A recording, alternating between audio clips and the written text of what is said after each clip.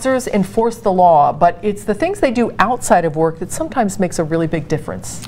A local group of officers recently got national recognition for helping the community, and Angela Ingram tells us how Noble is making a difference and building a bridge between the police and neighbors. Families get a different kind of help from CPD during the holidays. They get a party with food and gifts. Coffee with a Cop gives people one-on-one time to get to know officers.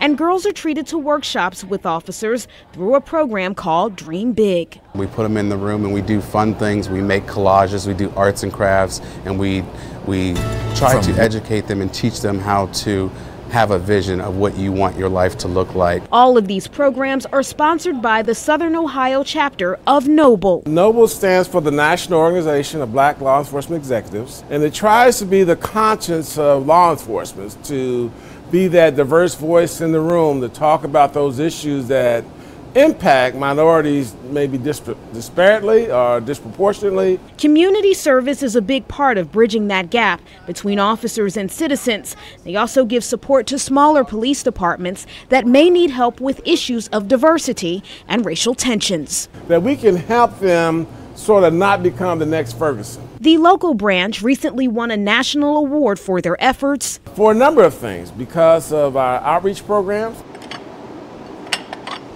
The owners of Gallup Park are getting ready for their grand opening and getting ready to host a fundraiser for Noble. I just love the cause to begin with. I love helping out the community. Comedy for a Cause will raise money for all of the outreach the officers do, especially for families. So the people get to know law enforcement and understand that before we put on the uniform, we're any other human being that comes from the community.